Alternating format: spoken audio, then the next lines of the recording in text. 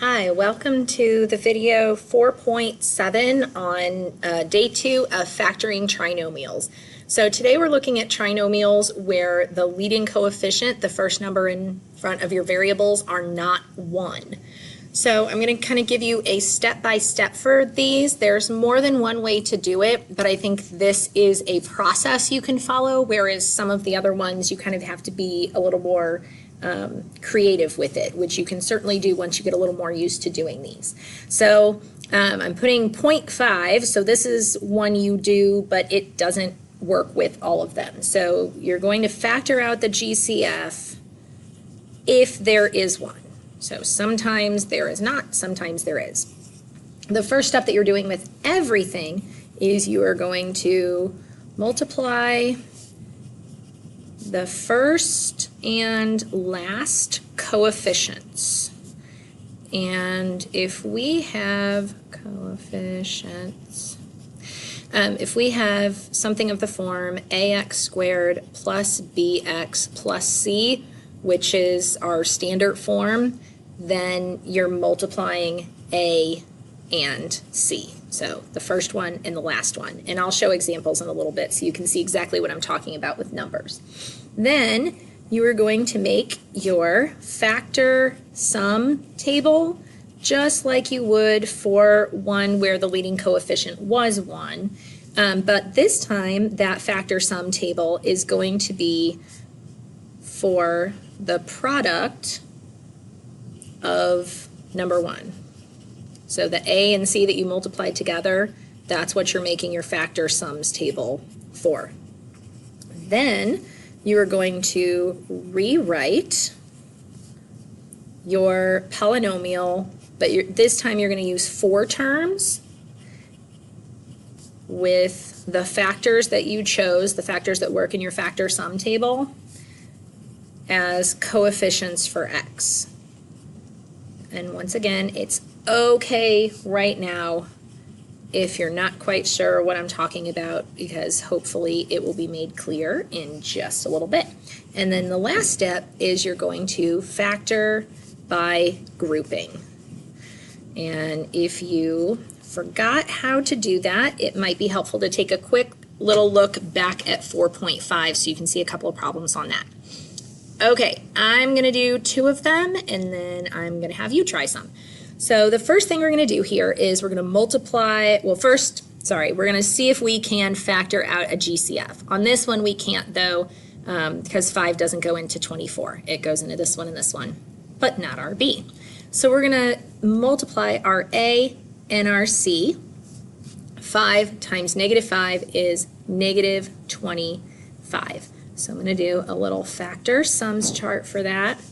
So I'm thinking, first thing I think of is -5 times +5, and if I add those together that would give me 0, which is not what's happening here. So now I'm going to think about -25 times 1, and if I add those together I get -24. So that's what I'm going to use. But it's not quite the same as I did before. What I'm going to do now is I'll rewrite my first term, so 5x squared. Now, instead of this minus 24x, I'm going to write these two things with the x in front of them. So I'm going to write minus 25x and plus 1x, and then I'm going to write my c term, so minus 5. I'll kind of put a little line to separate those. Okay, so once again, let me tell you where these come from. The 5x squared just moves down. The -5 just moves down. This in the middle is being separated into our factors. So -25x is what goes there, and then the 1x goes right there. Okay, now we're going to factor by grouping. So I'm noticing that these guys go together, and they're going to form the same thing as this over here. So 5 can be factored out of this. Actually 5x, because I can take out an x from both. So if I do 5x squared divided by 5x, I get x. And then this divided by 5x is just -5. And then over here, I'm just going to factor out 1 because there's nothing else I can factor out. So that's going to be x minus 5. And then now my x minus 5 can come out here, and it can be x minus 5, and then 5x plus 1.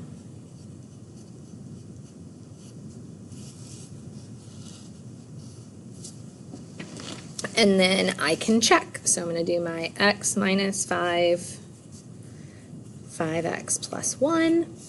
X times 5x is 5x squared. X times 1 is plus 1x. Negative 5 times 5x is negative 25x. And then negative 5 times 1 is negative 5. And then when I combine those terms, I get 5x squared minus 24x minus 5. And so that checks out. It works. Okay, let's do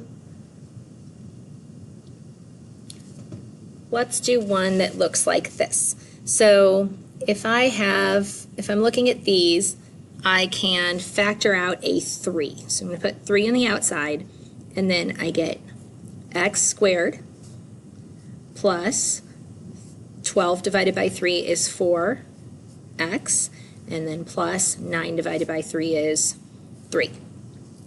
Then I'm going to keep that 3 there, and I'm just going to factor this. Now, we're back to where we were in 4.6, where I don't have a leading coefficient, and I can just say x and x, and then I can do my factor and sums table for 3. So 3 and 1, I multiply them, I get 3, I add them, I get 4, so not much of a table I had to do. So now I'm going to do plus 3 and plus 1, and then that's my answer for that one. And I could check it if I wanted to check it.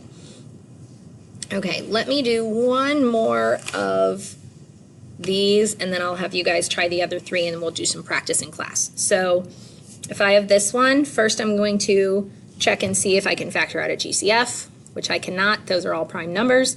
And then I'm going to multiply my A and my C term. So 7 times negative 2 is negative 14. I'm going to do my factor sums table. So I'm thinking of 1 times negative 14, and that gives me negative 13, which is not what I've got there. I'm going to try 2 and negative 7. If I add those together, I get negative 5, which is not quite what I need, but it's close. So if I switch my negative to negative 2 and 7, and then I add those together, I get positive 5, which is what I'm looking for. So that's the part of the table I want. So now I'm going to rewrite everything. So my 7p squared just gets brought down, and then instead of my 5p, I'm going to write these. So negative 2p, and then plus 7p, and then I'm going to put the minus 2 there. Okay, and now I'm going to factor by grouping. So I'm looking at this right here, and I can factor out a p, and then that's left with 7p minus 2. And then this one is already 7p minus 2, so I'm just going to factor out a 1, 7p minus 2. And now factor by grouping, so 7p minus 2, and then p plus 1. And that's my answer for that one. Okay, you try the other 3 while you pause the video, and I will give you the answers. Those are them. So please write down anything that you had problems with, and we can talk about it in class.